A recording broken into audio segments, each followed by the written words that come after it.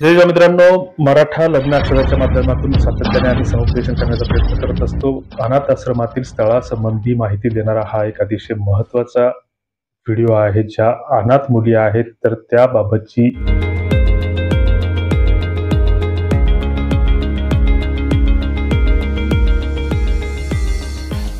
मात्र त्यापूर्वी जे काही निवेदन आहे तर ते आपण काळजीपूर्वक ऐकलं पाहिजे. बऱ्याचदा असं होतं की गाड लागलंय जगाला आणि देव म्हणती दगडाला.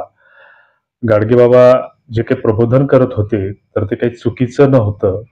जगाचा ओढा सगळा दगडाला देव मानण्याकडे लागलेला आहे.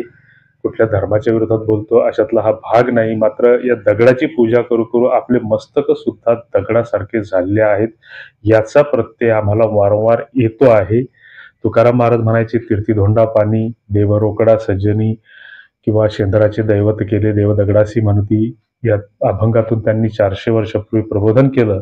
मात्र यातून निष्पत्ती काहीही झाली नाही. हे वारंवार प्रत्ययास येतं की आमचंही डोकं दगडासारखं झालेलं आहे. मराठा लग्न अक्षदाच्या जे काही यूट्यूबचं चॅनल आहे तर त्या चॅनलच्या माध्यमातून आतापर्यंत आम्ही जवळपास 650च्या वर व्हिडिओ अपलोड केलेले आहेत. त्यातील जवळपास 200 ते 250 व्हिडिओ हे लग्नासंबंधी आहेत आणि त्यातील जवळपास 50-50 व्हिडिओ हे अनाथ आश्रम किंवा अनाथ मुलींच्या विषयी माहिती देणारे आहेत.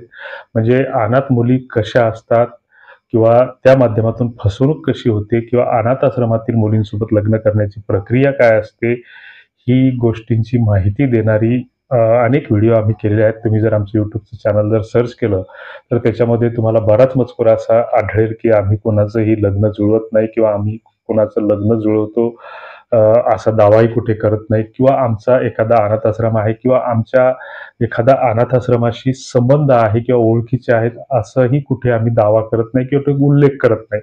मात्र काय होतं की या फसवणुकीच्या ज्या काही वेगळ्या वेगळ्या पद्धती आहेत, फेसबुक, व्हॉट्सअप किंवा जे काही सोशल मीडिया प्लॅटफॉर्म आहेत, तर या प्लॅटफॉर्मवर कोणीतरी एखादा एक बनावट बायोडाटा तयार करतं आणि मुलगी अनाथ आश्रमातील आहे. बरेच बहाद्दर असेही आहेत की ते शासनाचा, केंद्र शासनाचा लोगो जे अशोक चिन्ह आहे त्या लोगोही वापरतात. गेट पास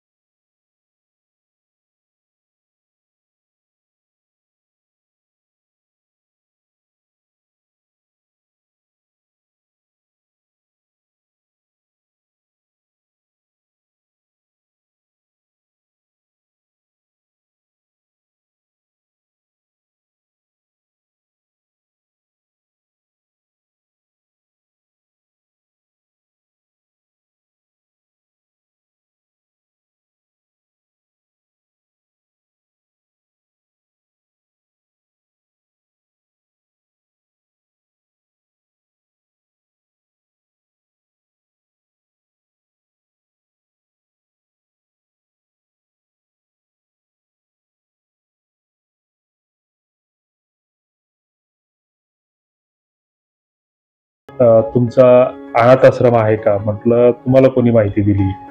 तर लगेच म्हणते तुमची युट्यूबला व्हिडिओ पाहिला त्यावर तुमचा नंबर होता. म्हणजे नंबर होता, पूर्ण व्हिडिओ न पाहता त्यांना आम्ही विनंती केली की तुम्ही तो व्हिडिओ पूर्ण पहा आणि त्याच्यातच सगळी माहिती दिलेली आहे, नंतर आम्हाला फोन करा. नाही नाही, आमचा मुलगा गरीब आहे, असा आहे तसा आहे, आणि ते सांगायला लागली. म्हटलं बाई, आम्ही कुणाची लग्न जुळवत नाही किंवा आम्हाला त्याबाबत काही विचारणा करू नका.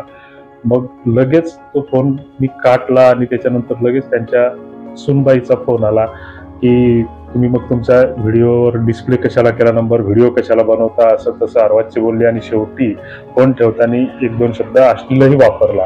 आता स्त्री सभ्यता आम्ही पाळतो की स्त्रियांचा सन्मान आम्ही करतो, म्हणजे याचा अर्थ कोणी काही बोलावं असं त्याचा अर्थ होत नाही. त्याची रेकॉर्डिंग सुद्धा आम्हाला आहे, पण सामाजिक सभ्यतेच्या हिशोबाने कोणाची रेकॉर्डिंग व्हायरल करणं हे योग्य होणार नाही.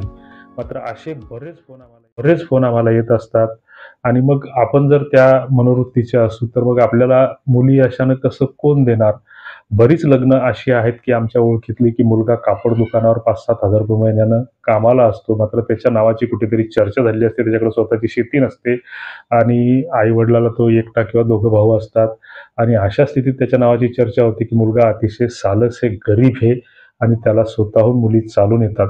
हे लग्नाचं सुद्धा आपल्या गुणा-अवगुणावर अवलंबून असतं बऱ्याच गोष्टी. म्हणजे आपल्या भागामध्ये, आपल्या परिसरामध्ये आपल्याला जर कोणी मुलगी देत नसलं, तर दुसऱ्या जिल्ह्यातलं, तिसऱ्या जिल्ह्यातलं किंवा लांबच्या जिल्ह्यातलं मुलगी कशा मिळतील? त्यातल्या त्यात अनाथ आश्रमातील मुली ह्या नाही आहेत. हे आम्ही पुन्हा वारंवार सांगतोय आणि अनाथ आश्रमामध्ये जर मुली असतील, तर त्यांची लग्न करण्याची पद्धत ही वेगळी आहे. त्याबाबतचा एक स्वतंत्र व्हिडिओ आम्ही 2-3 बनवलेले आहेत. अनाथ आश्रमातील नोंदणी सुरू आहे किंवा आनंद आश्रमातील नोंदणी प्रक्रिया हे जर आमच्या YouTubeला तुम्ही सर्च केलं तर त्यावर सहजपणे तुम्हाला ते व्हिडिओ मिळून जातील. मात्र ह्या गोष्टी जाणून न घेता आपण आपले टकोरे दगडं भरून ठेवून आहोत. तूर्तास या गोष्टीपासून आपण सावध असलं पाहिजे. अशी लग्न जुळत नसतात. चुकूनही विवाह संस्थेच्या नादाला लागू नका. जर वाटलंच तर प्ले स्टोअरला जा, मराठा लग्न अक्षदा ॲप डाउनलोड करा. तिथं सत्य आणि वस्तुनिष्ठ माहिती तुम्हाला मिळेल. फसवणूक कोणाची होणार नाही याची हमी एवढी देतो. लग्न जुळल नाही जुळल ते आम्ही सांगू शकत नाही. कारण जुने लोक असे म्हणायचे की एक अनारावर सर्व 100 बिमार. म्हणजे आमच्या माध्यमातून जर एखादं लग्न जुळत असेल आणि त्या एखादी मुलगी असेल आणि तिच्यासाठी जर 100 फोन येत असतील, तर असं हे लग्न जुळणं शक्य नसतं. तेव्हा सावध व्हा, विचार करा आणि जे काही आम्ही लग्न जुळण्यासाठी उपाय सांगितलेले आहेत, तर त्याबाबतचे अनेक व्हिडिओ आमचे आहेत, तर ते पहा. वेळ नसेल तर हे चॅनल इथंच स्किप करा, अनसबस्क्राईब करा. सबस्क्राईब करा मी तुम्हाला म्हणणार नाही आणि रील्स पाहण्यामध्ये तुमचा वेळ घाला. धन्यवाद. जय जिजाऊ.